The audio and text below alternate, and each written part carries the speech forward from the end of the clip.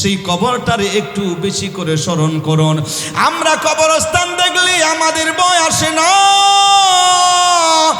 আর উসমান গনি জিন্নুরাইন রাদিয়াল্লাহু তাআলা সেই কবরস্থান দেখলে উনি কান্নায় ভেঙে পড়তো, উনি এত বেশি কান্না করতো। ও উসমান গনি জিন্নুরাইন রাদিয়াল্লাহু তাআলা কেন এভাবে কান্না করেন? উসমান রাদিয়াল্লাহু তাআলা বললেন, এই কবরের বাসী একদিন হয়ে যাব। এটি হলো আসল ঘর, সেই ঘরে যাওয়ার সময় সামান আমরা কি নিয়ে যাব। সেজন্য সেই কবরের ভয় পাও। কবর একদিন যাইতে হবে রে যুবক। ধন সম্পদ জুড়াইছো, সেইগুলো কবরে যাবে না। এই ধন সম্পদের রুহুটা বের হওয়ার পরে ওয়ারিসরা মালিক হয়ে যাবে। ও যুবক ভাই, সেজন্য অনুরোধ করিয়া যায়, একটু নেক আমল করিয়া, একটু নেক আমল করিয়া কবরের মধ্যে যাও। ও যুবক, একটু করোনা ভাইরাস থেকে একটু শিক্ষা গ্রহণ করুন। কথা বলেন ঠিক কিনা? আল্লাহ আল্লাহ আল্লাহ আল্লাহ আল্লাহ। আই মোহাম্মদ কামলিওয়ালা, আই রে আমার বুকে আয়। কান্দে আপনারি গোলামে, কান্দে আপনারি গোলামে, শান্তি দাও মোর কলিজায়। আই মোহাম্মদ কামলিওয়ালা, আই রে আমার বুকে আয়। আল্লাহ আল্লাহ আল্লাহ, মাশাআল্লাহ। আল্লাহ আল্লাহ। সাদ সূরজার গ্রহ তারা, জিনি নিসানার ফেরেশতারা। সাদ সূরজার গ্রহ তারা, জিনি নিসানার ফেরেশতারা। দিন রজনী গাইছে তারা, দিন রজনী গাইছে তারা। ফুল তুলে দিতে গলায়, আই মোহাম্মদ কামলিওয়ালা, আই রে আমার বুকে আয়। আল্লাহ আল্লাহ।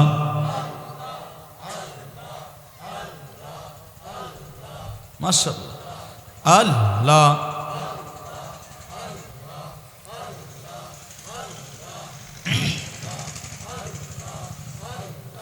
ফকির দরবেশ বাদশাহ ওলি, তুলিতে সেই ফুলের কলি। ফকির দরবেশ বাদশাহ ওলি, তুলিতে সেই ফুলের কলি। গলাই লইয়া ভিক্ষার ঝুলি, গলাই লইয়া ভিক্ষার ঝুলি। বাস করে গাছের তলায়, আই মোহাম্মদ কামলিওয়ালা, আই রে আমার বুকে আয়। আল্লাহ আল্লাহ।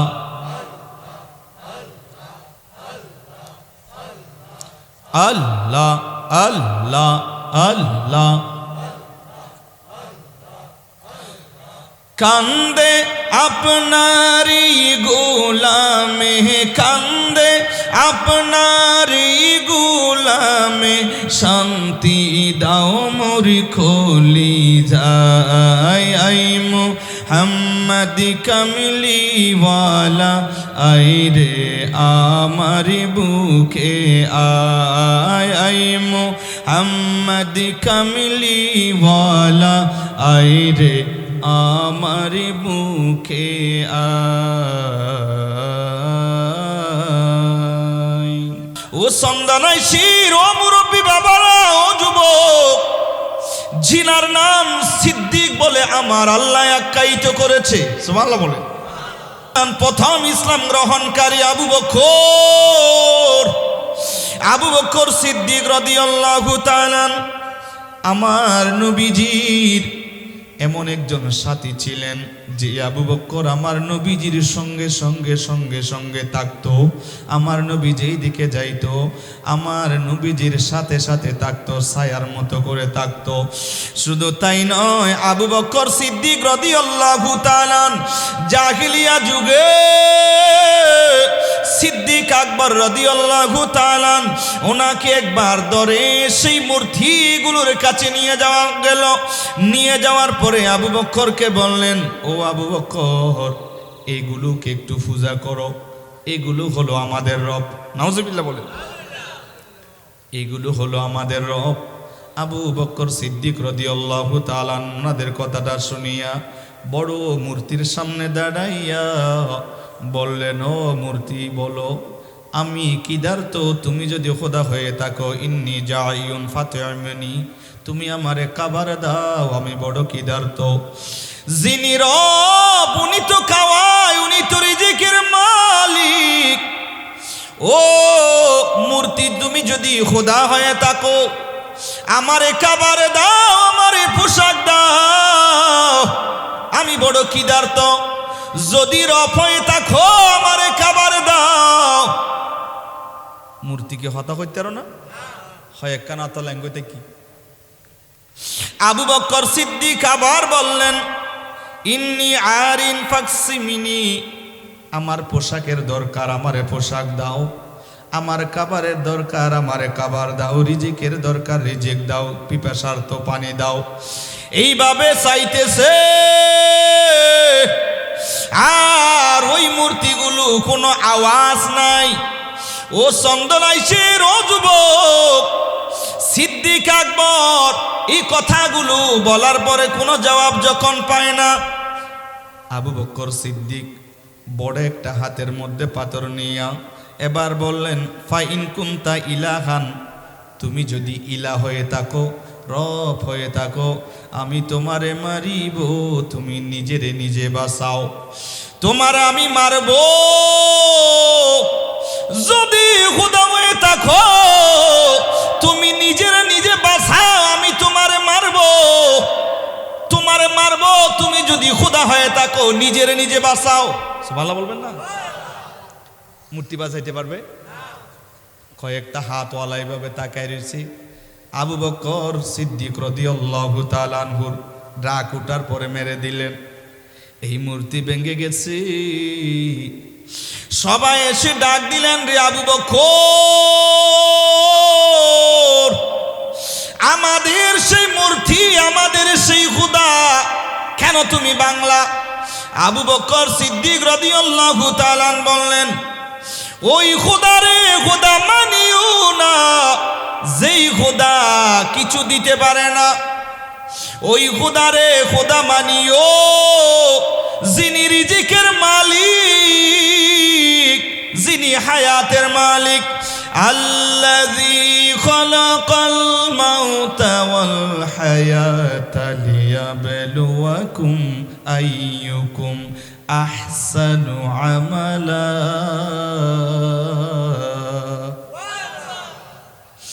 ও চন্দনাইশের ও যুবক, আবু বকর সিদ্দিক রাদিয়াল্লাহু তাআলা কত সুন্দর জবাব দিছে। বলে, ওই খোদারে খোদা মানিও যিনি হায়াতের মালিক, মৌতের মালিক, যিনি রিজিকের মালিক, যিনি হায়াতের মালিক, রিজিকের মালিক, যিনি খাওয়ায়, ওই খোদারে খোদা মানিও। এই মূর্তিগুলো আমাদের খোদা না, এইগুলো তোমাদের বানানো মূর্তি, এইগুলো আমাদের খোদা না। আমাদের খোদা হলো একমাত্র আল্লাহ। কত সুন্দর একটা জবাব দিল আবু বকর সিদ্দিক রাদিয়াল্লাহু তাআলা। এত সুন্দরভাবে ওনার জবাবটা শুনিয়ে সবাই আশ্চর্য। হেদায়েত যাদের ছিল সবাই মুসলমান হয়ে গেল আবু বকর সিদ্দিক রাদিয়াল্লাহু তাআলা আনহুর কথাটা শুনিয়া। শুধু তাই নয়, নবীজি বলেন আবু বকর সিদ্দিক রাদিয়াল্লাহু তাআলা উনি এমন একজন ব্যক্তি, আফজালুন নাস বাদাল আম্বিয়া। নবী বলেন, উম্মত নবীদের পরে দুনিয়ার জমিনে যত মানুষ আছে, আমি নবীর পরে উম্মতদের মধ্যে একজন শ্রেষ্ঠ মানুষ আছে, আফজালুন নাস, মানুষের মধ্যে যিনি আফজল, বাদাল আম্বিয়া, নবীদের পরে যিনি আফজল মানুষ, ওই মানুষটার নাম হলো আবু বকর। আরেকটু জোরে বলেন না সুবহানাল্লাহ। আফজালুন নাস বাদাল আম্বিয়া, আমার নবী বলেন উম্মত সেই আবু বকর সিদ্দিক রাদিয়াল্লাহু তাআলা, ওনার নাম সিদ্দিক, আসমানের মধ্যে ওনার নামটা লেখা আছে সিদ্দিক। সুবহানাল্লাহ বলেন। সিদ্দিক সর্বোত্তম সত্যবাদী, যিনি কোনদিন জবান দিয়া মিথ্যা কথা বলে, ইনার নাম হলো আবু বকর সিদ্দিক রাদিয়াল্লাহু তাআলা। বাবাজিরা রে, শুধু তাই নয়, নবীজি বলেন আনতা সাহিবুন ফিল গার, ও আবু বকর তুমি আমার সেই গুহার বন্ধু। শুধু তাই নয়, ওয়া সাহিবি আলাল হাউদ, তুমি আমার হাউজে কৌসারের বন্ধু। ও আবু বকর তুমি আমার গুহার বন্ধু। নবীজি হিজরত করবে, আর আমার নবীজি একদিন বললেন আবু বকর তুমি আমার সঙ্গে হিজরতের সাথী হইবা। ও আবু বকর আমার সাথে তুমি হিজরত করবা। যেই দিন আমার নবী এই কথা বলেছিল, সেই দিন থেকে আবু বকর সিদ্দিক রাদিয়াল্লাহু তাআলা ঘরে যাই আর ঘুমাইতো না, আর সারা রাত দরজার মধ্যে হেলান দিয়ে দাঁড়াইতো, কখন আমার নবী আবু বকর বলে ডাক দিবে। এইভাবে আবু বকর সিদ্দিক রাদিয়াল্লাহু তাআলা দাঁড়াইয়া থাকতো। আমার নবীজি 6 মাস পরে আমার নবীজি আবু বকর সিদ্দিক রাদিয়াল্লাহু তাআলা আনহুর ঘরের দরজায় যাই আস্তে করে একটু টোকা দিল, যেন গভীর রাত ঘুমের কোনো যেন ডিস্টার্ব না হয়। আস্তে করে টোকা দিয়া ডাক দিলেন আবু বকর।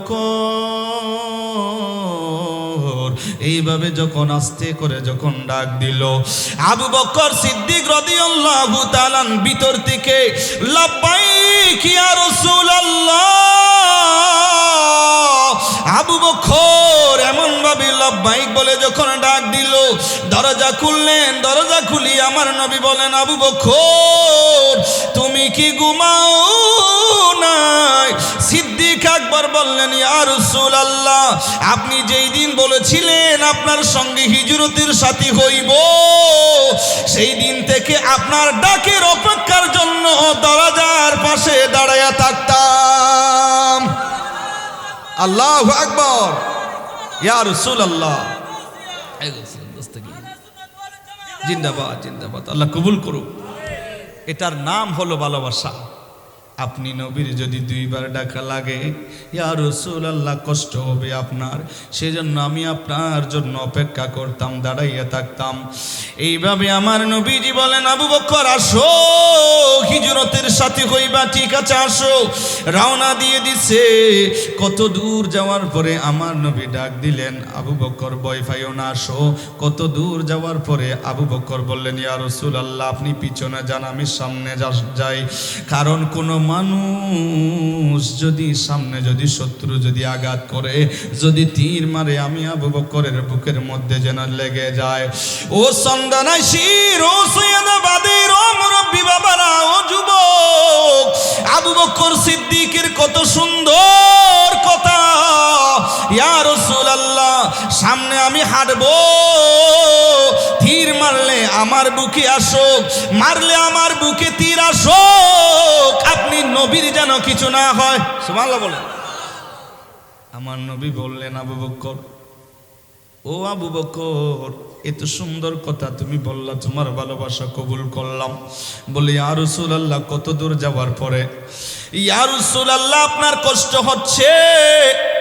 ইয়া রাসূলুল্লাহ আপনি আমার কাঁধের উপরে উঠেন, আপনি নবীরে আমি কাঁধের উপরে নিব। আবু বকর সিদ্দিক রাদিয়াল্লাহু তাআলা আমার নবীকে কান মোবারকের মধ্যে নিয়া আবু বকর নবীজির হিজরতের রাস্তার দিকে চলে। কত দূর যাওয়ার পরে এবার একজন লোক, ওনার নাম হলো সুরাকা বিন মালেক। ওই সুরাকা বিন মালেক তীর ধরলো, এমনভাবে তীরন্দাজ, বড় তীরন্দাজ তীর ধরছে আমার নবীজি এবং আবু বকরের দিকে, এভাবে তীর ধরছে। আর আবু বকর সিদ্দিক সামনে যাইয়া দাঁড়াইয়া গেল, আর আবু বকর সিদ্দিক রাদিয়াল্লাহু তাআলা সামনে গিয়া দাঁড়াইয়া গেছে। আর আমার নবী বললেন, আবু বকর ভয় পাইও না, ভয় পাইও না, ও আবু বকর ভয় পাইও না, আমরা এই জায়গায় দুইজন না, আমাদের সাথে আমার আল্লাহ আছে। একটু জোরে বলেন না সুবহানাল্লাহ। ভয় পাইও না আবু বকর, আমাদের সাথে আছে কে? আল্লাহ। একটু জোরে বলেন না সুবহানাল্লাহ। তীর ধরছে, তীর যখন ধরছে আমার নবীজি জমিনরে অর্ডার দিচ্ছেন, কি বলছে জানেন? জমিনে বলছেন, ইয়া আরদু খুজি হে, এ জমিন একটু গ্রাস করে ফেল। সুবহানাল্লাহ বলবেন না? আয়ে জমিন, হে জমিন উসকো পাকড় লে, হে জমিন একটু পাক করে ওনাকে একটু ঘাস করো, একটু ধরে ফেলো। অর্ডার দিচ্ছেন কাকে? জমিনকে। সুবহানাল্লাহ পড়বেন না? ইয়া আরদু খুজি হে, জমিনকে নবী অর্ডার দিলেন, এ জমিন, এ জমিন আমি নবীরে না বানাইলে তোমারে বানাইতো না। ও জমিন আমি নবীর দিকে তীর মারতেছে, সুরাকা বিন মালিক একটু গ্রাস করো। সুরাকা বিন মালিক রে জমিনের মধ্যে গলা বরাবর ঢুকায় ফেলছে। হায় হায়, এই জন্য তো আলা হযরত আজিমুল বরকত মুজাদ্দিদুদ দ্বীন মিল্লাত আচ্ছে রেজা, প্যারে রেজা ইমাম আহমদ রেজা খান বড় সুন্দর বলেছেন, জমিন ও জমা तुम्हारे लिए, मकीन मका तुम्हारे लिए, चुनी नो चुना तुम्हारे लिए, बने दो जहां तुम्हारे लिए, सलात निया।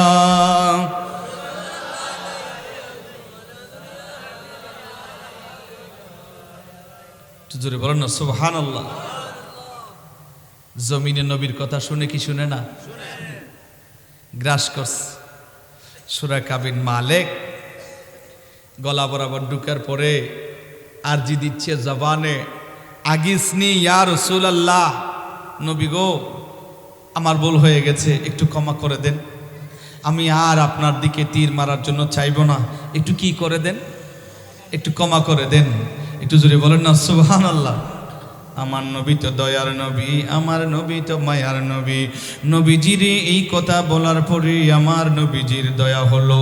ওনারে এবার এই অবস্থায় যখন আমার নবীজির সাথে, যখন আমার নবীজির কাছে যখন সাহায্য চাইলো, আমার নবীজি জমিনের আবার অর্ডার দিল, ও জমিন একটু ওনারে ছেড়ে দাও। নবীজি বলতে দেরি হয়, ওই জমিন সুরাকাকে আবার ছেড়ে দিছে।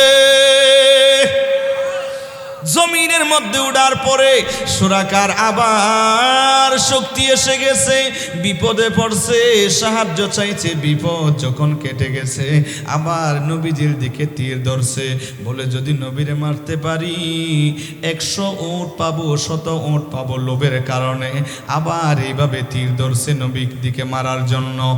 আবু বকর ডাক দিলেন, ও মায়ার নবী গো, ওই সুরাকা তো আবার তীর ধরতেছে মারবার জন্য।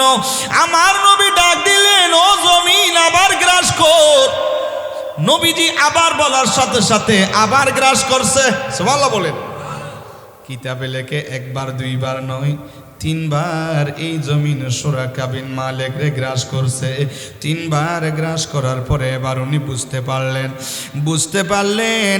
আমার নবীজি প্রথমে বললেন ইয়া আরদু খুজি হে, যখন সাহায্য চাইলো আবার আমার নবী বললেন ইয়া আরদু উতুরকি, হে জমিন ছেড়ে দে। এইভাবে আমার নবী ইয়া আরদু উতুরকি হে, হে জমিন ছেড়ে দে, এইভাবে 3 বার বলল। এবার 3 বার বলার পরে উনি বুঝতে পারলো আর নবীরে মারতে পারবে না, কারণ আমার নবীরে হেফাজত করবেন কে? আরো জোরে বলেন কে? আমার নবীরে হেফাজত করবে আমার আল্লাহ। নবীরে মারতে পারবে না, বুঝতে পারলেন নবীর কোনো ক্ষতি করতে পারবে। শেষ পর্যন্ত ক্ষমা চাইয়া উনি নবীজির কাছে ক্ষমা চাইয়া চলে গেল। আর আমার নবীজি চলে যাচ্ছেন, আবু বকর সহ চলে যাচ্ছে। কিছু দূর যাওয়ার পরে এবার দেখা যায় চতুর্দিকে আনাগোনা আনাগোনা। আর সেই সময় আরবের নওজওয়ানরা তরবারি তীর বল্লম নিয়ে বের হইয়া গেছে, নবীর মারবে আর পুরস্কার পাইয়া কোটিপতি ধনীপতি হয়ে যাবে।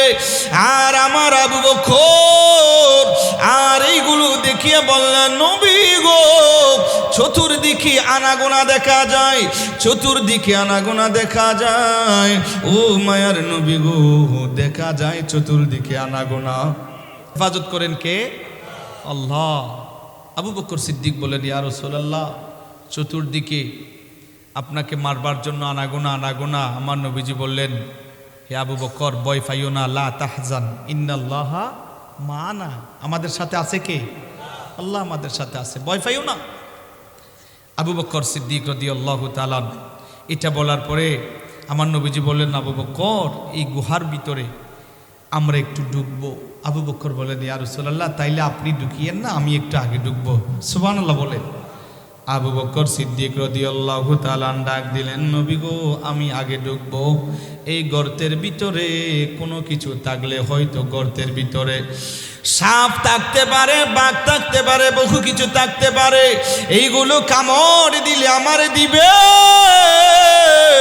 আপনি নবীর যেন কিছু না হয়, এই জন্য আমি আগে ঢুকবো, আমি আগে ঢুকবো, আপনি আগে ঢুকবেন না, আমি আগে ঢুকবো। এই কথা বলে আবু বকর কেমন আমার নবীরে ভালোবাসে, আবু বকর আগে ঢুকছে। আবু বকর সিদ্দিক রাদিয়াল্লাহু তাআলা আগে ঢুকিয়া যেই গর্তটা ছিল সেই গুহাটা সুন্দরভাবে পরিষ্কার করলো। দেখা যায় সেই গুহার ভিতরে গর্ত দেখা যায়, সব গর্তগুলো উনি কাপড় দিয়া সুন্দরভাবে এই গর্তগুলোকে বন্ধ করে দিল। একটা গর্ত বন্ধ করতে পারে নাই, সেটার মধ্যে আঙ্গুল দিয়া এটা সুন্দরভাবে চিপে ধরলো। নবীজির জন্য পরিষ্কার করে আমার নবীরে ডাক দিলেন, ইয়া রাসূলুল্লাহ, ইয়া হাবিবাল্লাহ, নবী গো, একটু এবার ভিতরের দিকে আসেন। আমার নবীরে ডাক দিছে। আমার নবীজি গুহার ভিতরে ঢুকলো। আবু বকর সিদ্দিক রাদিয়াল্লাহু তাআলা আনহুর রান মোবারকের উপরে আমার নবীজির চের মোবারকটা রেখে নবী আরাম করছেন।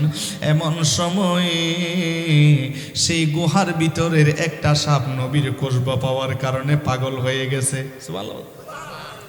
ভাই, আপনাদের এফেক্ট নাই, এফেক্ট কিছু নাই, সাউন্ডগুলোতে একটু দেন না আপনারা, একটু সুন্দর একটু দুরূদ শরীফ পড়ুন। আল্লাহুম্মা সাল্লি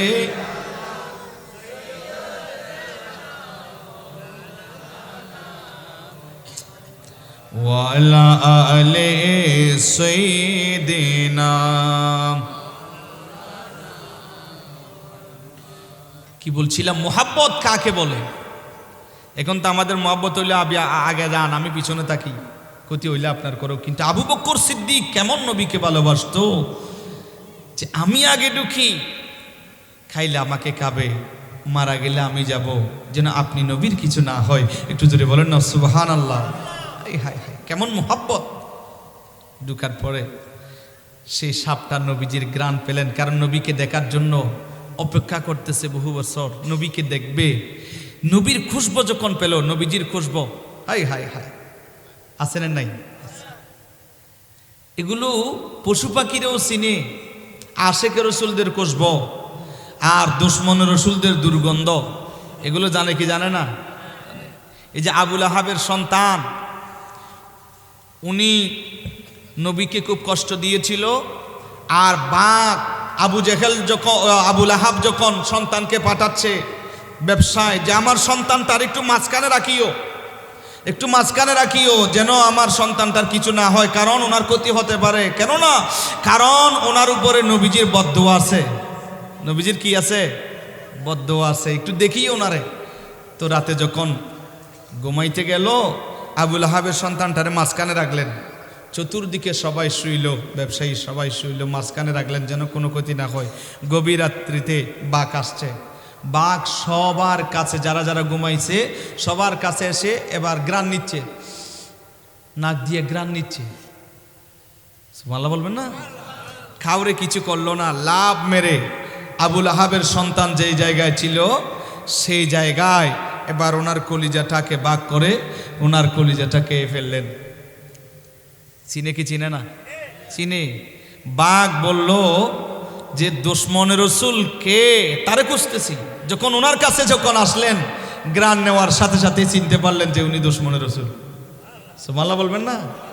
আশেকের রসুলকে চিনে কিনা? হযরতে সফিনা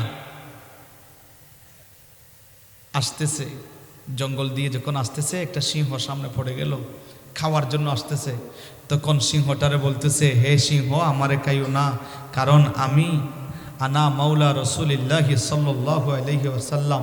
ও সিংহ, আমারে খাইও না, কারণ আমি একজন আশিকের রসুল, আমি নবীর গোলাম। সুবহানাল্লাহ বলেন। এখানে মৌলা মানি গোলাম। এ সিংহ, আমারে খাইও না, আমি একজন নবীর গোলাম। সুবহানাল্লাহ বলবেন না? সাথে সাথে কিতাবে লেখে, ওই যে গিরিশ মালিককে দেখলে যেমন কুকুর নেস নাড়ে, বাঘটা সিংহটা সেইভাবে নেস নাড়তেছে, বুঝাই দিচ্ছে, ও সফিনা, ভয় পাইও না। যেই নবীজির পরিচয় দিলেন, নবীজির গোলাম বললেন, আমি আপনাকে কিছু করব না, কারণ ওই নবীরে না বানাইলে তো আমি সিংহ হতাম না। জোরে বলেন না সুবহানাল্লাহ। নবীর গোলামি পরিচয় দেন যখন সফিনা, বনের সিংহ পথ দেখালো, নেই কোনো ভাবনা। ইহ পর জগতে যাহার জন্য বিজয় হয়, প্রিয় নবীর গোলামে ছাড়া অন্য কিছু নয়। দো জাহানে কি যে হবে আমার পরিচয়, দো জাহানে কি যে হবে আমার পরিচয়, প্রিয় নবীর গোলামে ছাড়া। মাশাআল্লাহ সবাই, প্রিয় নবীর গোলামে ছাড়া অন্য কিছু নয়। সুবহানাল্লাহ। তাহলে নবীর গোলামদেরকে চিনে কি চিনে না? জঙ্গলের বাঘ, সিংহ, এগুলোও আশিক রসুল, দুশমনের রসুল, চিনে কি চিনে না? চিনে। আল্লাহ পাক রব্বুল আলামিন আমাদেরকে এগুলো বুঝার জন্য, আমল করবার জন্য আল্লাহ তৌফিক দান করুন। আমার নবীজি একদিন হেঁটে চলে যাচ্ছিলেন, দেখলেন একটা হরিণ ওনাকে বন্দি করে রেখেছে, ওনাকে বেঁধে রেখেছে। আমার নবীজিকে দেখার সাথে সাথেই নবীজিকে মনের আরজিটা বুঝাইয়া দিলেন, ইয়া রাসূলুল্লাহ, আমি বিপদে পড়েছি। একটু জোরে বলেন না সুবহানাল্লাহ। আমার নবীজিকে যখন ডাক দিলেন, নবীজি সে হরিণীর দিকে তাকাইয়া আর দেরি করলেন না, নবীজি ওনার কাছে আসলো। এরে আমার চন্দনাশীর ও মুরব্বী বাবারা, ও যুবক, নবীজি আসার পরে হরিণী বুঝাইয়া দিলেন। হরিণী বললেন, নবীজি, এই মালিক আমার শিকার করে বন্দি করেছে। ও মায়ার নবী গো, আমার এই জায়গায় বন্দি করেছে। আমার দুটো বাচ্চা আছে, এরা দুধ খাইতে পারে না। আমার ওই বাচ্চাগুলো বড় কষ্টের মধ্যে আছে। যদি বাচ্চাগুলোর কাছে যাইতে পারিতাম, এই বাচ্চাগুলোকে দুধ খাওয়াইতে পারতাম। আমার নবীরে সেই মনের দুঃখের কথা বুঝা দিছে। আমার নবীজি হরিণীর কথাগুলো শুনিয়া এবার সেই হরিণীটারে আমার নবীজি এবার মুক্ত করে দিলেন। ও হরিণী, যাও যাও, চলে আসিও, যাও দুধ খাওয়াই আবার চলে আসিও। আমার নবীজি এবার ওনারে মুক্ত করে দিয়া রশিটার পাশে আমার নবীজি দাঁড়ায়া রইল। এবার সেই হরিণের মালিক যিনি শিকার করেছিল, ওই মালিক আসছে। আমার নবীরে বললেন, ইয়া রাসূলুল্লাহ, আমার হরিণী কই? নবী বললেন, আমি সেই হরিণীটারে ছেড়ে দিয়েছি। আর উনি বললেন, আমি স্বীকার করেছি, ছেড়ে দেওয়ার জন্য না। কেন আপনি ছেড়ে দিলেন? আমার নবী বললেন, মনে কষ্ট নিও না, সেই হরিণী সূর্য ডুবার আগে আগে চলে আসবে। এই নই আমার নবী বললেন, ওই হরিণী যতক্ষণ আসবে না ততক্ষণ সেই হরিণীর জিম্মাদার হিসাবে আমি নবী আছি। সুবহানাল্লাহ বলেন। মনে কষ্ট নিও না, সেই হরিণী আসবে। আর উনি বললেন, যেই হরিণীকে শিকার করতে বড় কষ্ট হয়, সেই হরিণীরে আপনি ছেড়ে দিয়েছেন, আবার কিভাবে আসবে? আমার নবী বললেন, আসবে, কারণ দুনিয়ার জমিনের মানুষেরা, মানবেরা নবীরে না চিনলেও জঙ্গলের বাঘ হরিণ নবীরে চিনে কি চিনে না? তোরে বলেন, চিনে কি চিনে না? আমার নবী বললেন, সেই হরিণী আসবে, যতক্ষণ আসবে না ততক্ষণ এখান থেকে আমি যাব না, জিম্মাদার হয়ে আমি থাকবো, আমি আছি এই জায়গায়।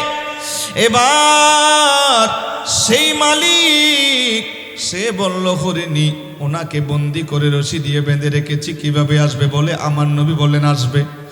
এবার হরিণী দূরে দূরে লাভ মেরে মেরে বাচ্চাগুলোর কাছে যাইয়া বাচ্চাগুলোরে বোঝাই দিচ্ছে, ও বাচ্চারা, একটু তাড়াতাড়ি দুধটা খেয়ে নে, আমার জিম্মাদার রহমতুল লিল আলামিন হয়ে আছে, তাড়াতাড়ি একটু দুধটা খেয়ে নে।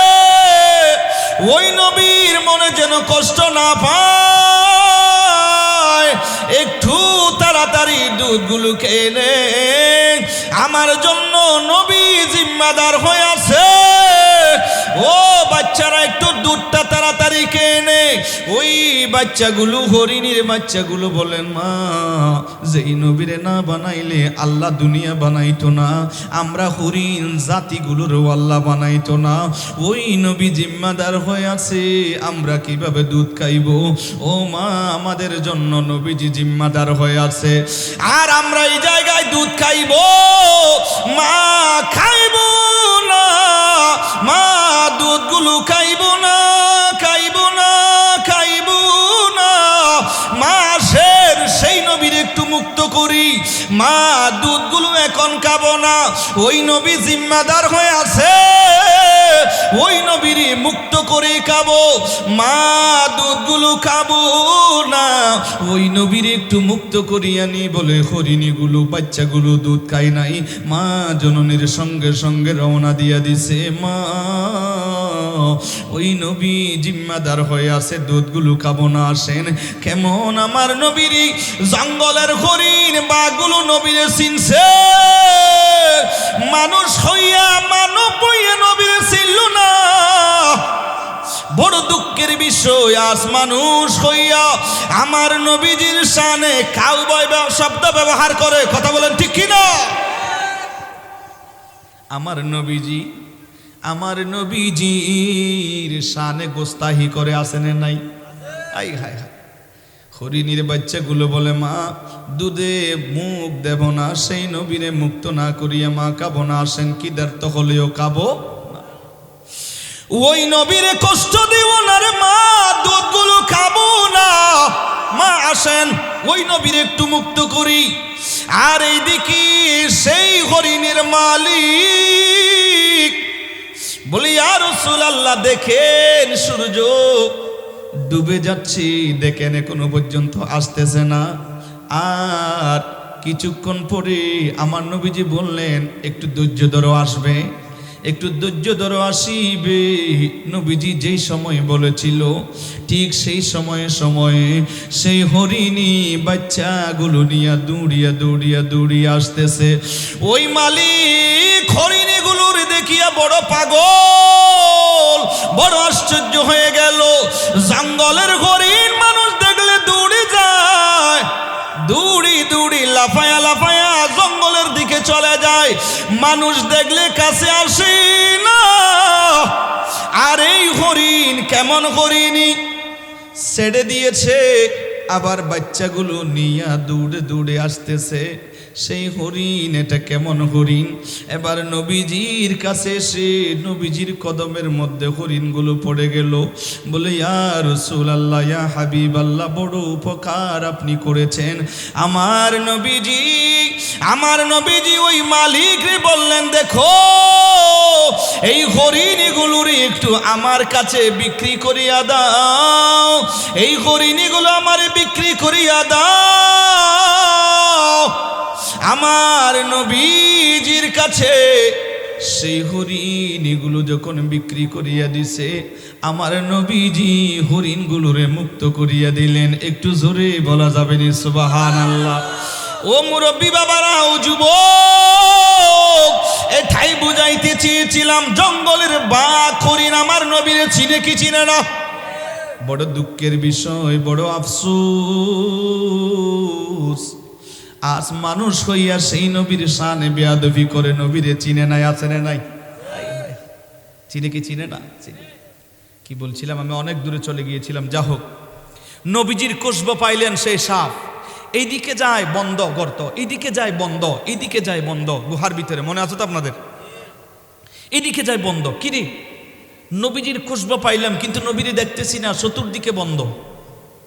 যেই দিকে আবু বকরের পা দিয়েছিল সেই দিকে যখন এসে সেই সাপটা পাটা সরানোর জন্য আবু বকরের পাটারে বারবার একটু ঘষা দিচ্ছে, পাটা সরাও আবু বকর, একটু নবীরে দেখব। নবীরে দেখার জন্য বহু বছর সেই সাপটা সেই গুহার ভিতরে আছে। শেষ পর্যন্ত আবু বকর বললেন, সাপরে পা সরাইব না, প্রয়োজনে তুমি কামড় দিতে পারো, আমি আবু বকর নিজের জীবন দিতে পারি, পা সরাইব না, পা মোবারক সরাই না। ও সাপ, আমি আবু বকরের মতো হাজার আবু বকর যাইতে পারে, পা সরাইব না। শেষ পর্যন্ত ওই সাপ আবু বকরের পা মোবারকের মধ্যে একটা কামড় দিয়ে ফেলেছে। কামড় দেওয়ার সাথে সাথে বিষ শরীরের মধ্যে ঢুকে গেছে। ওই সাপের বিষ ঢুকার পরে একটু যন্ত্রণা আরম্ভ হলো, পায়ে একটু যন্ত্রণা ব্যথা আরম্ভ হলো। আমার নবীজি আবু বকরের রান মোবারকের মধ্যে নবীজির চের মোবারক রেখে আরাম করে। এবার আবু বকর কান্দে, আমার নবীজির চক্ষু মোবারক খুললেন। আমার নবীজির চক্ষু মোবারক খুলিয়া আমার নবীজি দেখলেন আবু বকর কান্দে। নবী ডাক দিলেন, আবু বকর কেন কান্দো, কি হলো? আবু বকর বললেন, ইয়া রাসূলুল্লাহ, এই জন্য কান্দি নবী গো, এই গুহার ভিতরের আমার এই পায়ের মধ্যে একটা সাপ একটু কামড় দিয়েছে, একটু ব্যথা অনুভব করতেছে। ইয়া রাসূলুল্লাহ, একটা সাপ আমার এই জায়গায় কামড় দিয়েছে। আমার নবী বললেন, আবু বকর তাড়াতাড়ি পাটা একটু সরাও, পাটা একটু নিয়ে আসো, পাটা একটু বের করো। আমার নবীজির তুতু মোবারক, আমার নবীজির তুতু মোবারক সেই আবু বকর সিদ্দিক রাদিয়াল্লাহু তাআলা আনহুর পা মোবারকের মধ্যে লাগায়া দিতে দেরি হয়, সাথে সাথে সাপের বিষ পানি হইতে দেরি হয় না। হাই হাই হাই, আমার নবীজির কি মোবারক, তুতু মোবারক। আবু বকর সিদ্দিকের সাপে কামড়াইছে, আঙ্গ নবীর তুতু মোবারকি বালাই ওই গেছে। ওই যুগে কি ডাক্তার বৈদ্য হেগিনি ছিল নি, বিজ্ঞানীদের বিজ্ঞানী। একটু মোহাব্বতের সকলে পড়ুন না, বিজ্ঞানীদের বিজ্ঞানী। আর যুবক ভাই হলো জবানা নকলে দেখে মা বললে বেকুনে, বিজ্ঞানীদের বিজ্ঞানী। এরহম গা মায়ার নবী কই যাহাইবানি, বিজ্ঞানীদের বিজ্ঞানী। বিজ্ঞানীরা রকেট দিয়া চাঁদের দেশে যায়, আঙ্গ নবী হেগিন সারা মেরা শরীফে যায়। ওই যুগে কি রকেট বিমান, ওই যুগে কি রকেট বিমান গিয়েছিল নি বিজ্ঞানীদের মাশাআল্লাহ বিজি বলুন বিজ্ঞানীদের বিজ্ঞানী আঙ্গন বিজি এই রহম মায়ার নবী কই যাইবানি বিজ্ঞানীদের বিজ্ঞানী আঙ্গন বিজি সুবহানাল্লাহ বলেন। আমার নবীজির তুতু মোবারক লাগাইয়া দেওয়ার সাথে সাথে সেই সাপের বিষ কি হয়ে গেল? পানি হয়ে গেল। আমরা গুনাহগাররা অদমরা সেই আবু বকরের শান ও মানের কথা কি বলবো, যে আবু বকরের শানের ব্যাপারে আল্লাহই প্রশংসা করেছেন, ইন্না আকরামাকুম ইনদাল্লাহি আতকাকুম। একটু জোরে বলেন না সুবহানাল্লাহ। আল্লাহ বলেন ইন্না আকরামাকুম, তোমাদের মধ্যে সেই ব্যক্তি হলো আমি আল্লাহর কাছে সম্মানিত। কোন ব্যক্তি? কোন সেই ব্যক্তি? আল্লাহ বলেন ইন্না আকরামাকুম ইনদাল্লাহি আতকাকুম, যার কাছে বেশি তাকওয়া আছে সেই মানুষটাই আমি আল্লাহর কাছে বেশি সম্মানিত। একটু জোরে বলেন না সুবহানাল্লাহ। হায় হায় হায়। আমার নবী বলেন আবু বকর সিদ্দিককে ভালোবাসা ওয়াজিবুন আলা উম্মতি, আমার উম্মতের উপরে ওয়াজিব। সুবহানাল্লাহ বলবেন না। আজকে আবু বকর সিদ্দিকের কথা বলতে বলেছেন, সেই আবু বকর সিদ্দিককে আমাদের উচিত সেই আবু বকর সিদ্দিককে ভালোবাসা। কথা বলেন ঠিক কিনা? কারণ আবু বকর সিদ্দিক এত দামি হলো কেন? ওনার কলবের মধ্যে নবীর প্রেম ভালোবাসা ছাড়া আর কিছু ছিল না। এজন্য হাদিসে পাকের মধ্যে আসছে লা ইউমিনু আহাদুকুম হাত্তা আকুনা হাব্বা ইলাই মিন ওয়ালাদিহি ওয়া ওয়ালাদিহি ওয়ান নাস আজমাইন। একটু জোরে বলেন না সুবহানাল্লাহ। একদিন আমার নবীজি হযরতে ফারুক আজমকে হাতে ধরে ধরে হাঁটতেছেন, হেঁটে হেঁটে যাচ্ছিলেন। কিছু দূর যাওয়ার পরে আমার নবীজি হযরতে ফারুক আজমকে এভাবে হাতে ধরলেন। আসলে ছাত্রকে যখন ওস্তাদ হাত ধরে ধরে হাঁটে, বোঝা যায় সেই ছাত্রকে ওস্তাদ বেশি ভালোবাসে, ঠিক কিনা? হাত ধরে ধরে হাঁটতেছেন। ফারুক আজম বললেন ইয়া রাসূলুল্লাহ, আমি আপনাকে খুব বেশি ভালোবাসি, আমার ধন সম্পদের চাইতে মা বাবার চাইতে বেশি ভালোবাসি, সব কিছু। তবে জান ব্যতীত। কি ব্যতীত? জান ব্যতীত আমি আপনাকে বেশি ভালোবাসি। জানের চাইতে বেশি না, জান ব্যতীত আমি আপনাকে বেশি ভালোবাসি। আমার নবী বললেন ও ফারুক আজম শোনো, এখনো পর্যন্ত তুমি পরিপূর্ণ ঈমানদার হতে পারো নাই। ও আমার পূর্ব সৈয়দাবাদীর ও মুরব্বী বাবারা, ও যুবক, আমার নবী বললেন ফারুক আজম এখনো পরিপূর্ণ ঈমানদার হতে পারো নাই। বলি ইয়া রাসূলুল্লাহ কি জন্য? আমার নবী বললেন ফারুক আজম যদি আমাকে নিজের জীবনের চাইতে আরো বেশি ভালোবাসতে না পারো, পরিপূর্ণ ঈমানদার হওয়া যাবে না। মুহূর্তের মধ্যে ফারুক আজম বলে দিলেন ও মায়ার নবী, এখন থেকে আমি আপনি নবীকে নিজের জীবনের চাইতে আরো বেশি ভালোবাসি। এই মুহূর্তে পরিবর্তন হয়ে গেলাম। আমি ফারুক আজম আপনি নবীরে আমার জীবনের চাইতে আরো বেশি ভালোবাসি। ধন সম্পদ, টাকা পয়সা যা কিছু আছে, এমনকি নিজের জীবনের চাইতে আরো বেশি আপনি নবীকে আমি বেশি ভালোবাসি। আমার নবী বললেন আল্লাহ ছাড়া কাউরে যদি বন্ধুরূপে গ্রহণ করা যাইতো, আমি সর্বপ্রথম আমার আবু বকরের বন্ধু হিসাবে গ্রহণ করিয়া নিতাম। একটু জোরে বলেন না সুবহানাল্লাহ। লাউ কুনতু মুত্তাখিজান খালিলা গায়রা রাব্বি লাআত্তাখাযতু আবা বকরিন খালিলা। একটু জোরে বলেন না সুবহানাল্লাহ। হায় হায় হায়। একদিন আমার নবীজি বললেন ও সাহাবায়ে কেরামরা, আমি নবীর কাছে তিনটা জিনিস পছন্দ। সুবহানাল্লাহ বলবেন না? কয়টা জিনিস? এক নম্বর খুশবু, আতর, এটা আমি নবীর কাছে খুব বেশি পছন্দ।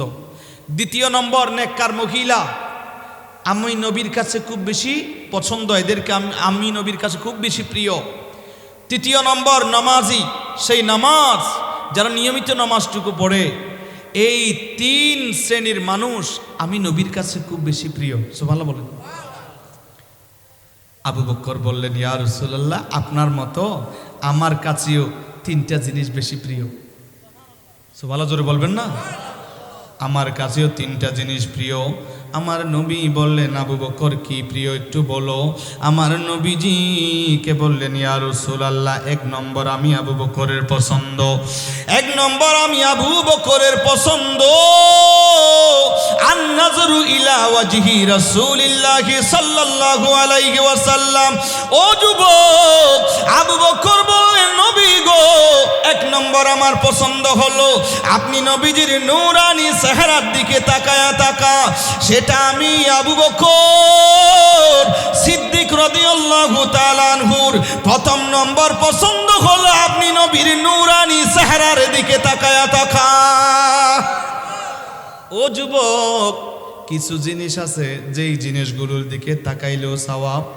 হাদিসের মধ্যে নবীজি বলছেন কিছু জিনিস আছে। এক নাম্বার জিনিস, এক নম্বর মা বাবার চেহারার দিকে কোনো সন্তান যদি মুহাব্বতের নজরে তাকায়, ওই সওয়াব ওই সন্তানের আমল নামায় কেমন হয়? নবী বলেন, একবার তাকাইছু একটা মাকবুল হজের সওয়াব আমার আল্লাহ লিখিয়া দে। ও পূর্ব সৈয়দাবাদীর ও যুবক, মা বাবার চেহারার দিকে চোখ রাঙায়া তাকাইও না। যদি পারো একটু মুহাব্বত নিয়ে তাকাও। একবার তাকাইছো একটা মাকবুল হজের সওয়াব। সুবহানাল্লাহ বলেন। সাহাবী জিজ্ঞেস করলেন, নবী গো,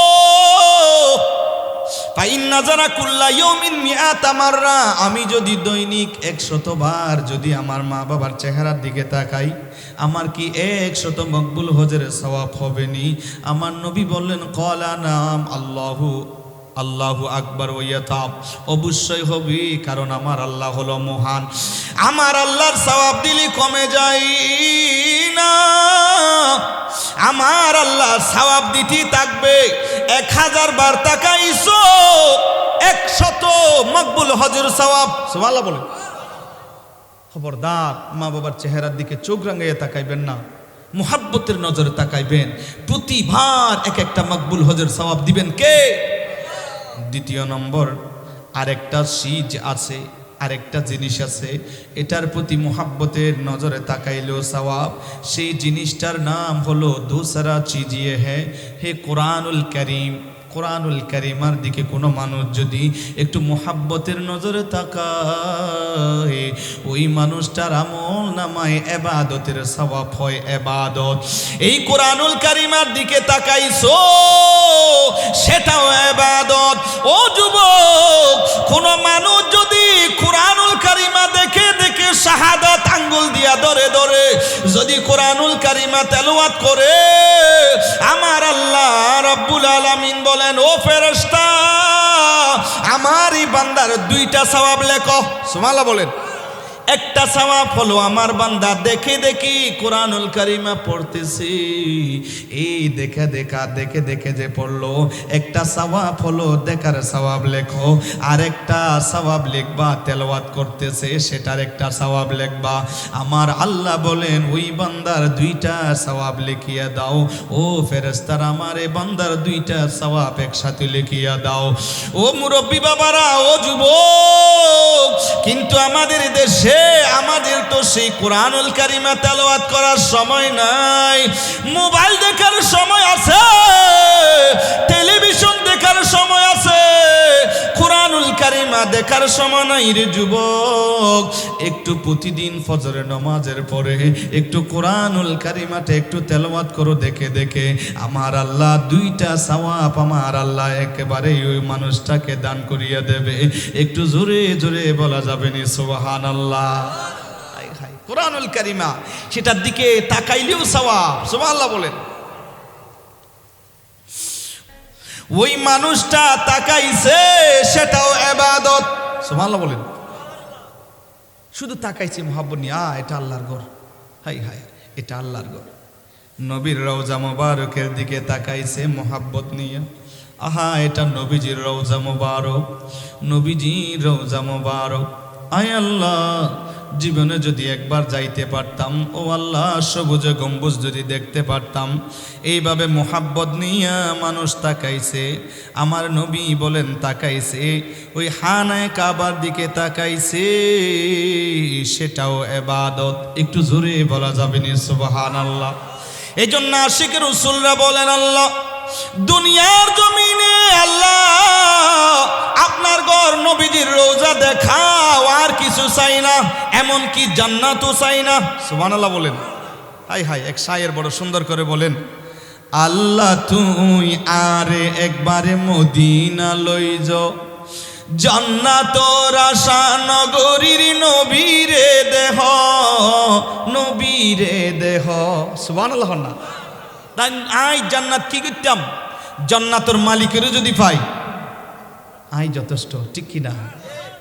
হাই হাই, সুলতান মাহমুদ গজনবী একদিন যারগই তো বেকুনের হদ দে মণিমুক্তা স্বর্ণ সিঁড়ি দি, ধন সম্পদ কিছু সিঁড়ি দি হল অবৈ যার তো যেমন হয়, কিন্তু জিবা খাতি মুরিদ ইবা এ পিছি পিছি আইজের গই, কিরে ব্যাকুনে লদ্দানোর সম্পদ তুই আর পিছি পিছি কি? খোদা আত্মের সম্পত্তি নলার, আত্মের সম্পদের মালিকের লাভ দেয়। বড় করে হন সুবহানাল্লাহ। তো জান্নাত কি করতাম, আর তো জান্নাতের মালিকের দরকার। সুবহানাল্লাহ হন। আল্লাহ তুই আরে একবারে মদিনা লই যাও, জান্নাতর আশা নগরীর নবীরে দেহ, নবীরে দেহ। আলো দিনর মনতি চলের, ফরিতি রেজবির মনতি চলের, এই গুণ জন্দিনী রজনী। সুবহানাল্লাহ বলেন না? ফরিতি রেজবির মনতি চলের, এই গুণ জন্দিনী রজনী। নবীর দেশতে যাইবাল্লাই মন গরের ফেরেশানি, আর মন জানে আর আই জানি, আর সগতি কি ওর ফানি। নবীর দেশতে যাইবাল্লাই মন গরের কাবুকুন মহাবুল্লাহ ফরন না, নবীর দেশতে যাইবাল্লাই মন গরে। ছবির মিকা সাই সাই হদিন তাই কমার, ছবির মিকা সাই সাই হদিন তাই কমার। হত দনি লই যারে গরিব আরে লই নজার, আরে লই নজার। আই সবুজ গম্বু সাইট পারিল, সবুজ গম্বু সাইট পারিল, হইম তো মনর জলনি। নবীর দেশতে যাইবাল্লাই মন গরের ফেরেশানি, নবীর দেশতে যাইবাল্লাই মন গরের ফেরেশানি। আর মন জানে আর আই জানি, আর সগতি কি ওর ফানি। নবীর দেশতে যাইবাল্লাই মন গরের ফেরেশানি। ইয়া রাসূলুল্লাহ ইয়া মাশাআল্লাহ, ইয়া রাসূলুল্লাহ ইয়া হাবিবাল্লাহ, বলুন ইয়া রাসূলুল্লাহ ইয়া হাবিবাল্লাহ। আলহামদুলিল্লাহ বলেন। কিছু জিনিস আছে যেগুলোর দিকে তাকাইলেও কি সওয়াব। আরেক নম্বর কি, আরেকটা হলো হক্কানি পীর ও মুর্শিদের চেহারার দিকে তাকানো, সেটাও ইবাদত। সুবহানাল্লাহ বলবেন না? হাই হাই হাই, হক্কানি রব্বানি পীর ও মুর্শিদের চেহারার দিকে তাকা, সেটাও ইবাদত। যে হক্কানি রব্বানি আলেম উলামাদের, হক্কানি রব্বানি পীর ও মুর্শিদের বৈঠকে কিছুক্ষণ বসা, সেটা শত বেরিয়ে ইবাদতের চাইতে আরো বেশি উত্তম। সুবহানাল্লাহ বলুন। হাই হাই হাই, এই জন্য সুহবত নেওয়া এটা অনেক বড় একটা, এটাও একটা ইবাদত। সুহবতে সালেহ তুরা সালে কুনাত, সুহবতে তালে তোরা তালে কুনাত। এক জামানা সুহবতে বা আউলিয়া, বেহতর জিসাদ সালে তাআত বেরিয়া। মৌলানা হর গিজ নশুদ মৌলাই রুম, তা গুলামে শামস তিবিরি যে নশোদ আল্লাহ আল্লাহ क्या मुबारक नाम है अल्लाह अल्लाह मोमिनों का जिक्र है सुभान अल्लाह ও যুবক পীর মুর্শিদের চেহারার দিকে তাকাইছো সেটাও ইবাদত সেটাও সওয়াব আর পঞ্চম নম্বর হক্কানি রব্বানি আলেমদের চেহারার দিকে তাকাইছো সেটাও ইবাদত সুবহানাল্লাহ বলেন হক্কানি রব্বানি আলেমদের চেহারার দিকে তাকানো সেটাও ইবাদত সেজন্য আবু বকর সিদ্দিক রাদিয়াল্লাহু তাআলা তিনি বললেন নবী গো এক নম্বর আমার নিকট প্রিয় হলো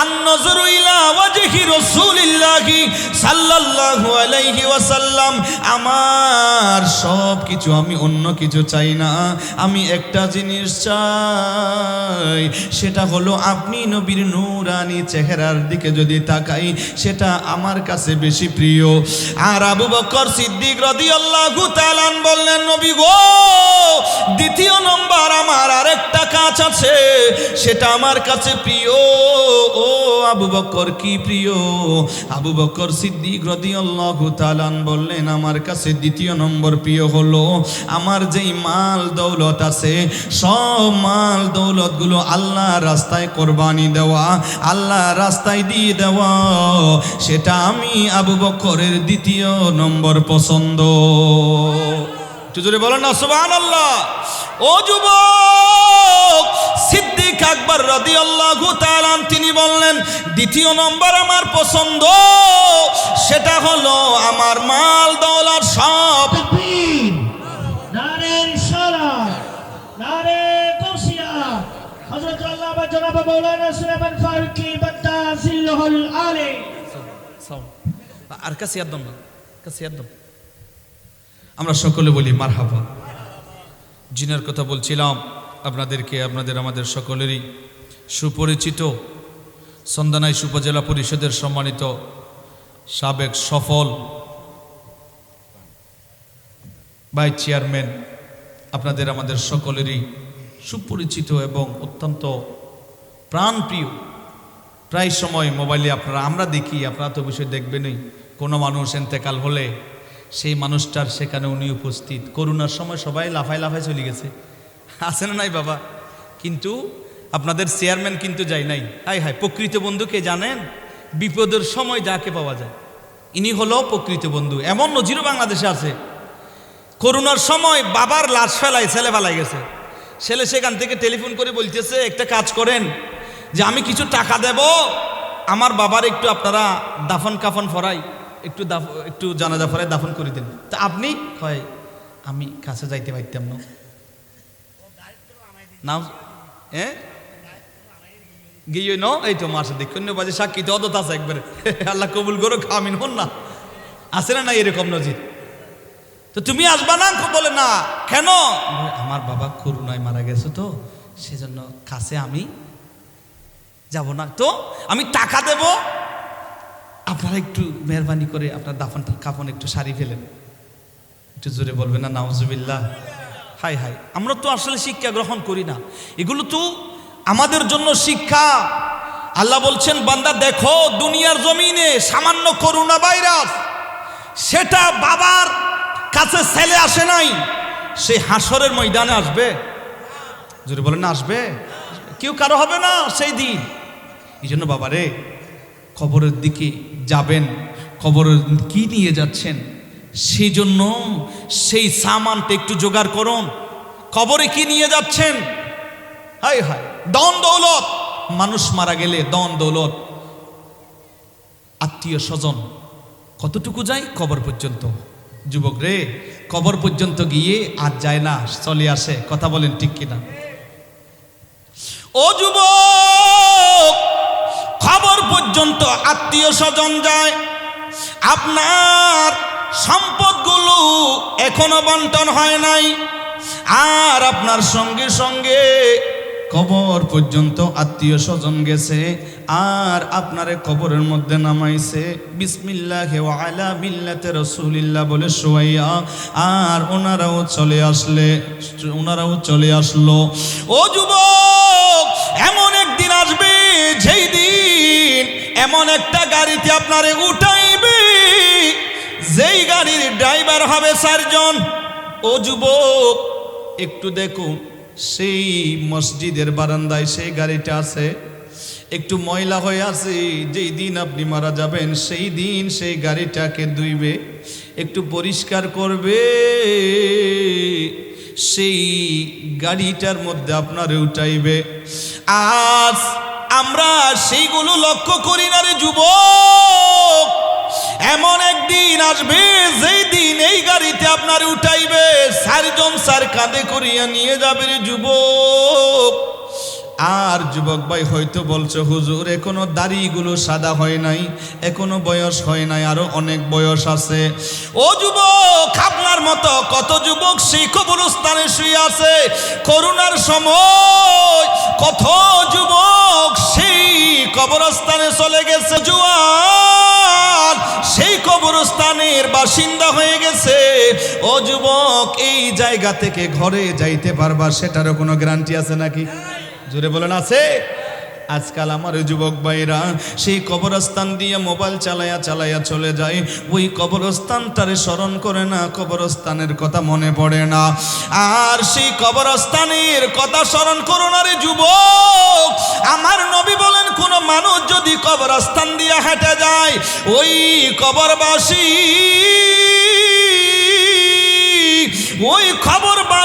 মানুষটা আর হেঁটে যাওয়া মানুষের স্যান্ডেলের আওয়াজটা পর্যন্ত শুনতে পাই। ও যুবক, সেই কবরবাসীরা আটলান্টিক সাগরে পড়ে যাওয়া মানুষের মতো। আর ওনারা কি চায়? ওনারা চায় আপনি একটু ওনার জন্য দোয়া করেন। আপনার বাবা ইন্তেকাল হয়েছে, আপনার মা ইন্তেকাল হয়েছে, ওনারা কি চায়? টাকা পয়সা ধন দৌলত এগুলো চায় না, কি চায়? একটু ওনাদের জন্য নামাজ পড়ে দোয়া করুন, তাহাজ্জুদের নামাজ পড়ে ওনাদের জন্য দোয়া করুন, একটু কোরআনুল কারিমা তেলাওয়াত করে ওনাদের জন্য দোয়া করুন। আর এই জন্য কলবের ভিতরে ভয়টা একটু ঢুকাও রে যুবক। ও যুবক, এমন একদিন আসবে যেই দিন যখন দুনিয়ার জমিন থেকে চলে যাইবা, সেই দিন মনে চাইলেও এমন এক সময় আসবে বৃদ্ধ যখন হয়ে যাবেন আর যৌবন কালটা পাইবেন না, সেই দিন বলবেন লাইতা শাবাবা ইয়াউদু, হাই হাই যৌবনটা যদি আবার ফিরে পাইতাম। ও যুবক, এই যৌবন আর ফিরে পাইবা না, এই যৌবন থাকতে ইবাদত করিয়া নাও। ও যুবক, কদমে হাত রাখিয়া বলবো একটু নেক আমল করেন, 5 ওয়াক্ত নামাজটুকু আদায় করিয়া দেন। আবু বকর সিদ্দিক রাদিয়াল্লাহু তাআলা আনহুর আদর্শরে অনুসরণ করেন রে বাবা, কারণ সেই কবরটারে একটু বেশি করে স্মরণ করুন। আমরা কবরস্থান দেখলে আমাদের ভয় আসে না। আর উসমান গনি জিন্নুরাইন রাদিয়াল্লাহু তাআলা সেই কবরস্থান দেখলে উনি কান্নায় ভেঙে পড়তো, উনি এত বেশি কান্না করতো। ও উসমান গনি জিন্নুরাইন রাদিয়াল্লাহু তাআলা কেন এভাবে কান্না করেন? উসমান রাদিয়াল্লাহু তাআলা বললেন, এই কবরের বাসী একদিন হয়ে যাব, এটি হলো আসল ঘর। সেই ঘরে যাওয়ার সময় সামান আমরা কি নিয়ে যাব, সেজন্য সেই কবরের ভয় পাও। খবর একদিন যাইতে হবে রে যুবক। ধন সম্পদ জুড়াইছো, সেইগুলো কবরে যাবে না।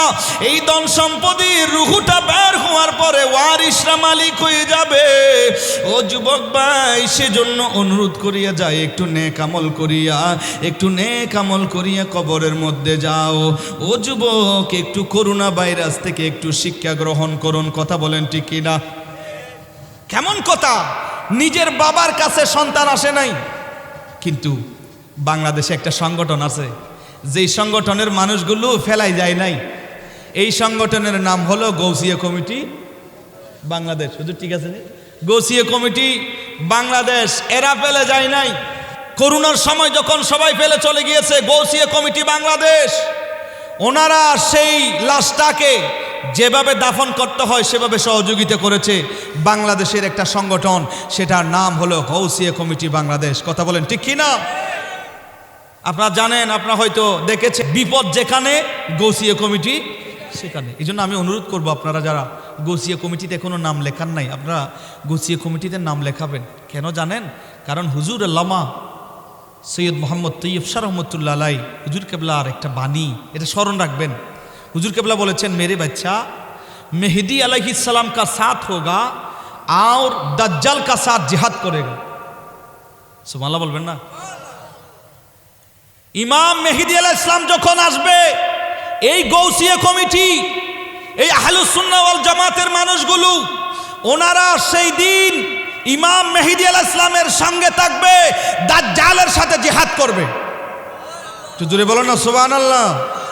আর অনেক বড় বড় গদ্দানওয়ালা মোটা মোটা মৌলবী দাজ্জালের সাথে সাথে, ঠিক কিনা? বড় বড় মৌলানা দাজ্জালের সাথে অবুক। হাই হাই হাই, ইমান এটা অনেক বড় জিনিস, ঠিক কিনা বলেন? যারা ইমানদার তারা দাজ্জালকে চিনে ফেলবে, সে কাফের, সেটা দেখবে। High high high. হুজুর কিবলা তৈয়ব শাহ রহমতুল্লাহ আলাই বলেন, মেরে বাচ্চা মেহেদি अलैहिस्सलाम का साथ होगा और दज्जाल का साथ जिहाद करेगा। এটা তো আমরা এখন দেখতে পাচ্ছি, সেই গৌসিয়া কমিটি এখন গোটা বিশ্বে, আমি বাংলাদেশ বলবো না, গোটা বিশ্বে এখন একটা সুপরিচিত এবং মানবতার যে একটা, ওনারা মানুষের মানবতার কাজে আসে একটা সংগঠন, এটা সুন্দরভাবে সারা বিশ্বে এখন সুপরিচিতি লাভ করেছে, ঠিক কিনা? বিভিন্ন পুরস্কার এখন গৌসিয়া কমিটিকে দিচ্ছে। কেন? কারণ ওনারা নিঃস্বার্থভাবে কাজ করেছে, ঠিক কিনা বলুন? আমরা দেখি মোবাইলে আপনাদের চেয়ারম্যান মহোদয়, কোনো মানুষ সেই সময় করোনা ভাইরাসের সময়ও আপনাদের চেয়ারম্যান সাহেব, বাংলাদেশের এমন চেয়ারম্যান আমি তো আমার চোখে দেখে নেই, এটা করোনা ভাইরাস বললে ফালাই গেছে, ঠিক নেই। কিন্তু সে আপনাদের চেয়ারম্যান সাহেব, চেয়ারম্যান মহোদয়, উনি সেই জায়গায় গিয়ে উনি সুন্দর, অনেক সময় আমি নিজের চোখে দেখেছি, উনি নিজে জানাজা পড়াইছে কয়েকজন মানুষ নিয়ে, আমি মোবাইলে দেখেছি। আমি ওনাকে খুশি করার জন্য কথাগুলো বলছি না, আবার এটা বলিয়ে না যে সামনে ভাইকে খুশি করছেন না। আমি যেটা দেখছি সত্য কথাটাই বলছি বাবা, এটা তো আমরা দেখেছি, আমি যখন দেখেছি অবশ্য আপনারাও দেখেছেন, ঠিক কিনা? গৌসিয়া কমিটি বাংলাদেশ খেদমত করবেন। যারা নামটা লেখার নাই, অনুরোধ করব আপনারাও গৌসিয়া কমিটিতে অন্তর্ভুক্ত হয়ে যান। কারণ এই গৌসিয়া কমিটি বাংলাদেশ, এই সংগঠনের এই ভাইদের উপরে হুজুর গৌস পাকের এটা নুরানি ফায়াজ, এটা রুহানি তাওয়াজ্জু হুজুর গৌস পাকের আপনার শিরের মধ্যে চলে আসবে। এই জন্য গৌসিয়া কমিটির খেদমত করবেন। আল্লাহ পাক রব্বুল আলামিন আমাদেরকে গাউসিয়া কমিটির খেদমত করার আল্লাহ আমাদের তৌফিক দান করুন। একটু জোরে বলে না আমিন। আসুন বাবাজিরা, আমি অনেক দূরে চলে গিয়েছি, যা হোক লম্বা করব না, একটা কথা বলবো। আমি যেই হাদিসটি যেটা বলছিলাম সেটা বলেই, আল্লাহ 12টা তো পারে গেছে, আমি তো খেয়াল করি নাই, অসুবিধা ছিল কোনো, 12টার ভিতরে শেষ করার কথা ছিল, কিন্তু 12টা 12 হয়ে গেছে। যা হোক, আল্লাহ পাক রব্বুল আলামিন আমাদেরকে কবুল করুক, আমিন বলেন।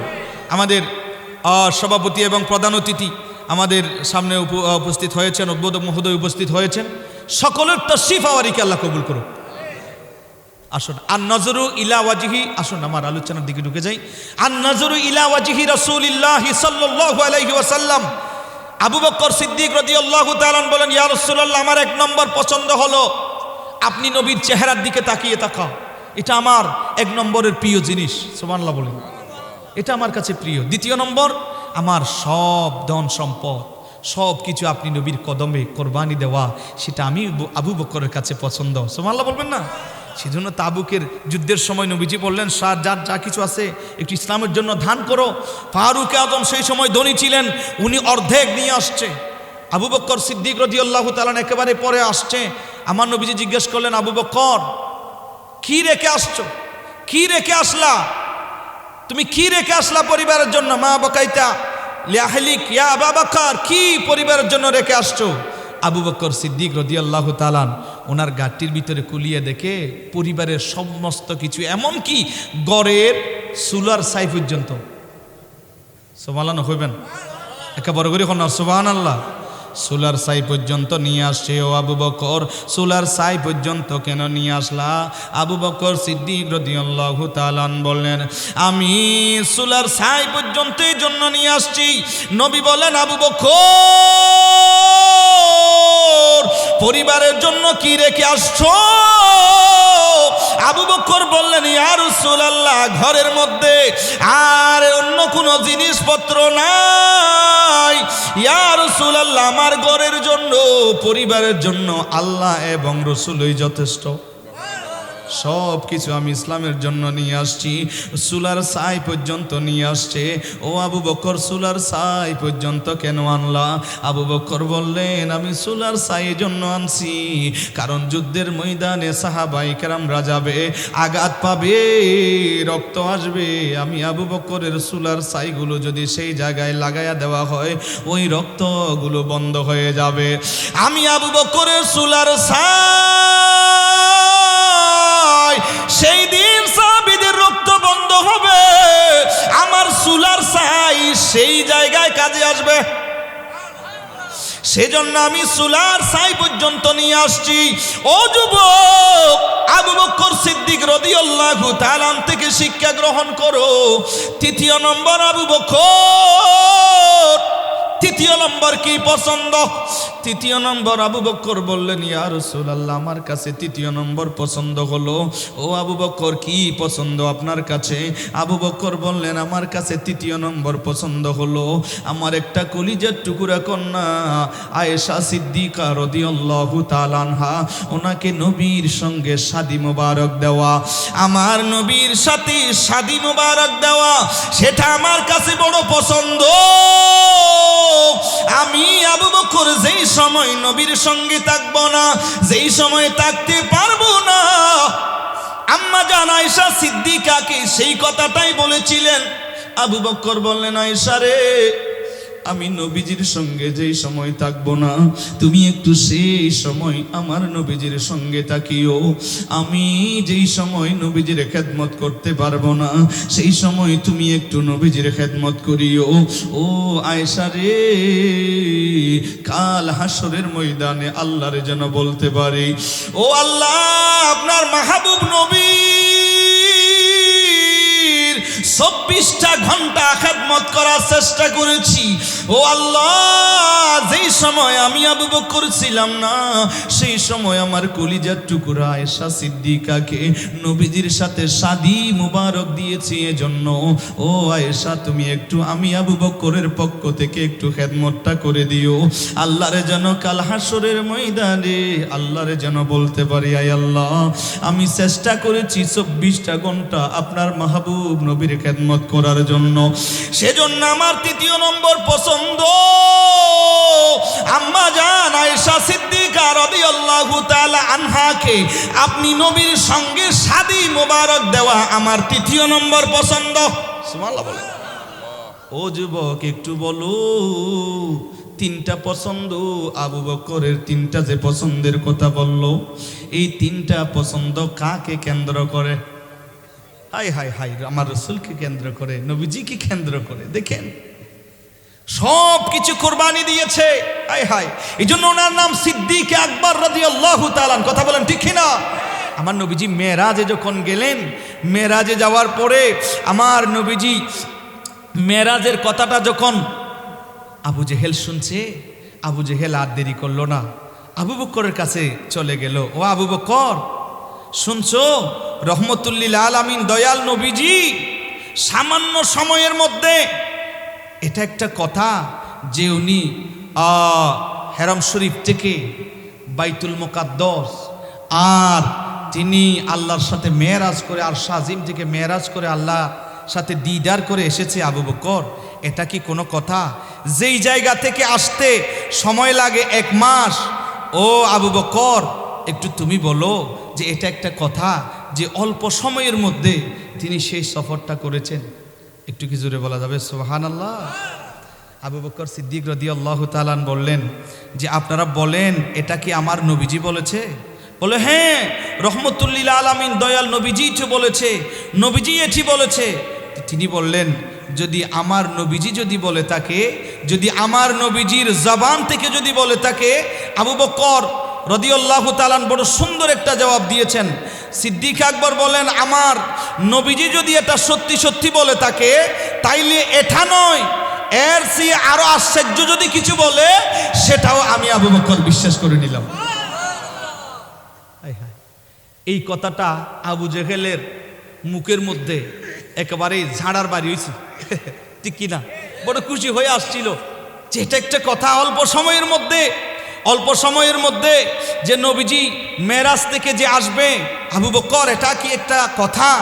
সিদ্দিক আকবরের সেই জবাবটা ওনার জন্য একেবারে জোথার বাড়ি হলো আবু জেহেলের গালে। কথা বলেন ঠিক কিনা? কেন মেরাজটা করালেন বাবারা? আমি একটু হক আদায় করবো। আমার নবীজি কি আল্লাহ মেরাজটা কেন করালেন? সুবহানাল্লাযী আসরা বিআবদিহি লাইলাম মিনাল মসজিদিল হারাম ইলাল মসজিদিল আকসা। আল্লাহ কেন মেরাজটা করালেন? কেন মেরাজটা কেন? অনেকে বলেন মেরাজটা স্বপ্নে হয়েছে, নাউজুবিল্লাহ বলেন। বিআবদিহি তাফসীর দেখলাম, আসরা বিআবদিহি, আব্দ বলা হয় রূহ এবং জিসিম, এই দুইটা জিনিসের সমন্বয়ে কে বলা হয় আব্দ। সুবহানাল্লাহ বলবেন না? তাইলে এখানে আমার আল্লাহ তো সুবহানাল্লাযী আসরা বেরুহি বলে নাই, কি বলেছে? বিআবদি। তাহলে এই আব্দি দ্বারা মুফাসসিরিন ইকরাম বলেন বিআবদিহির মুরাদ আল্লাহ এটি বুঝিয়েছেন যে আমার নবীজির মেরাজটা সশরীরে হয়েছে। যদি স্বপ্নে হতো তাহলে বেরুহি বলা হতো। এই জন্য আল্লাহ বিআবদিহি বলেছেন, কারণ নবীজির মেরাজটা সশরীরে হয়েছে। একটু জোরে বলেন না সুবহানাল্লাহ। যা হোক, আরো অসংখ্য দলিল মুফাসসিরিন ইকরাম দিয়েছেন তাফসীরের মধ্যে, আমি সেই দিকে যাব না। কেন নবীজির মেরাজ? এই জন্য বাবারা, ইন্নাল্লাহা ইশতারা মিনাল মুমিনিনা আনফুসাহুম ওয়া আমওয়ালাহুম বিআন্না লাহুমুল জান্নাহ। আমার আল্লাহ মুমিনদের কাছ থেকে মাল এবং জীবনের বিনিময়ে আল্লাহ জান্নাতটা বিক্রি করেছেন। সুবহানাল্লাহ, জোরে বলবেন না? তো আমার নবীজি, এই জন্যই আমার আল্লাহ বললেন, হে হাবিব, সেই জান্নাতটা আপনি দেখবেন, দেখে আপনার উম্মতদেরকে বয়ান দিবেন। একটু জোরে বলেন না সুবহানাল্লাহ।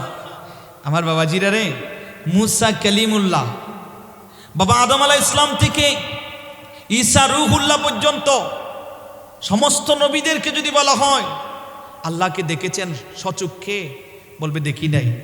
মুসা কালিমুল্লাহকে বলা হলে মুসা কালিমুল্লাহ বলবে আমি তো দেখতে চাইছিলাম কিন্তু দেখতে পারি নাই। সেই তুর পর্বত সেটা কি হয়ে গেল? সুরমা হয়ে গেল, দেখতে পারি নাই। কিন্তু আমার নবীকে যখন বলা হবে ইয়া রাসূলুল্লাহ আপনি দেখেছেন, আমার নবী বলবে হ্যাঁ আমি আল্লাহকে দেখেছি।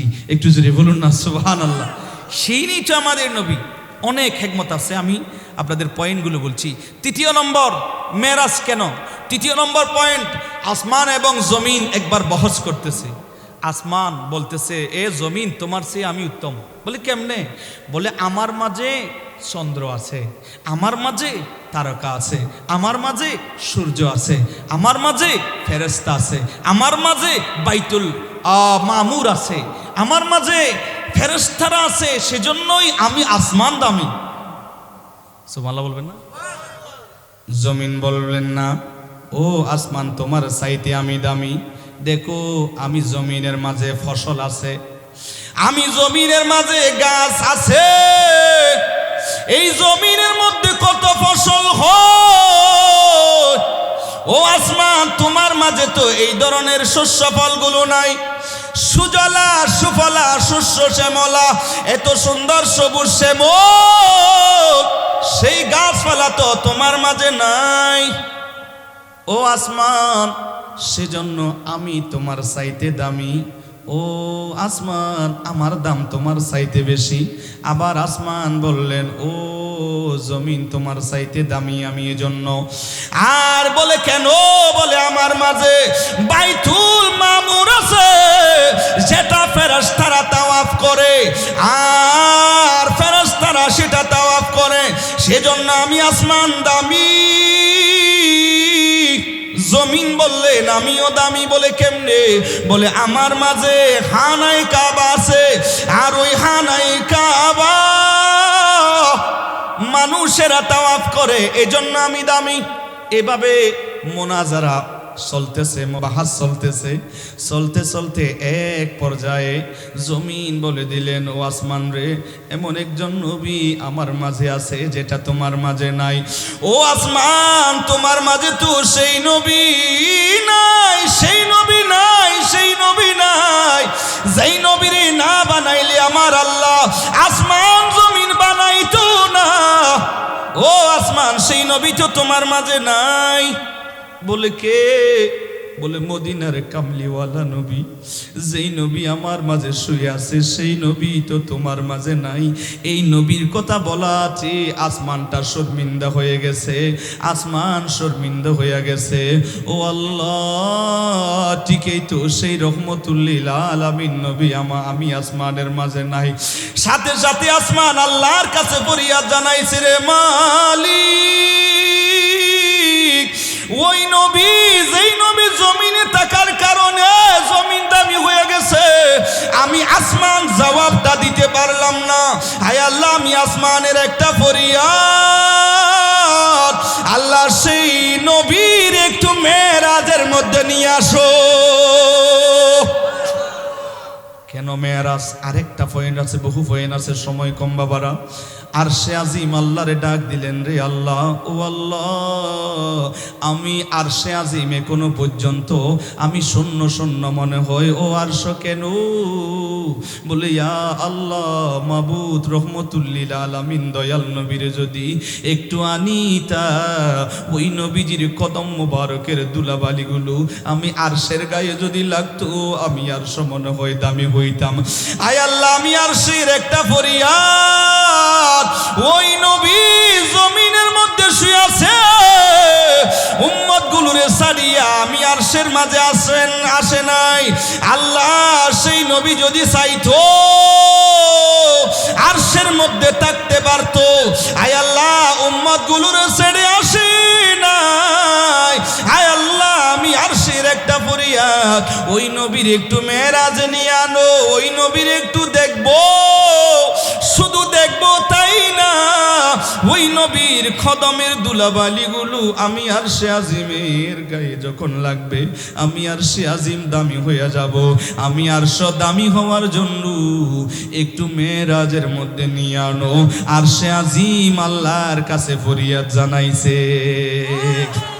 আল্লাহর হাবিবের কেন মেরাজ বাবারা? ও যুবক, আপনারা খতিব সাহেবের জবান থেকে জুমার মধ্যে আলোচনাটা শুনবেন, সেই দিকে লম্বা কথা বলছি না বাবাজিরা। কেন মেরাজ? আমার আল্লাহ বলেন, ও নবী রাসূলেরা রে, আমি আল্লাহ আমার মাহবুব নবীরে শ্রেষ্ঠ নবী বানাইছি, সুতরাং ওই নবীরই আমি আল্লাহর সাথে দিদার দিব, আমি আল্লাহর কাছে আনবো। দুনিয়ার জমিনে সেই আরশ আজিম দন্য হবে, শুধু তাই না, আসমান নবীর কদমে চলে আসবে। আমি আল্লাহ বুঝা দেব, সব কিছু চাইতে আমি আমার মাহবুব নবীরে বেশি ভালোবাসি। আমি দুনিয়াবাসীরে জানায়া দিব আমি আমার মাহবুব নবীরে কত ভালোবাসি। সেই নবীর উম্মত আমরা, খুশি নাকি নারাজ? জোরে বলেন, খুশি নাকি নারাজ? বাবাজিরা রে, আলোচনা শেষ, আয়াতে কারিমা তেলাওয়াত করছিলাম। আমার নবীজি বললেন, হে আবু বকর, ভয় পাইও না, লা তাহজান ইন্নাল্লাহা মাআনা। আবু বকর, ভয় পাইও না, আল্লাহ আমাদের সাথে আছে না নাই? আল্লাহ আমাদের সাথে আছে, ভয় পাইও না, আল্লাহ আমাদের সাথে আছে। কেন মেরাজ? ইন্না আতাইনাকাল কাউসার, হাউজে কৌসার। যখন নবীর কাছে আমরা প্রশ্ন করব, ইয়া রাসূলুল্লাহ, কৌসারের একটু বিবরণ দেন, আমার নবীজি বিবরণ দিয়ে দিলেন, কাউসারের পানি সেটা দুধের চাইতে আরও সাদা, মধুর চাইতে মিষ্টি এবং বরফের মতো ঠান্ডা। একবার পান করলে আর কোনো দিন তৃষ্ণা লাগবে। এটি হলো হাউজে কাউসার। কাউসার দেখাবার জন্য, জান্নাত দেখাইবার জন্য, এইগুলো আল্লাহর নিদর্শনগুলো দেখাইবার জন্যই নবীর মেরাজ। একটু জোরে বলা না সুবহানাল্লাহ।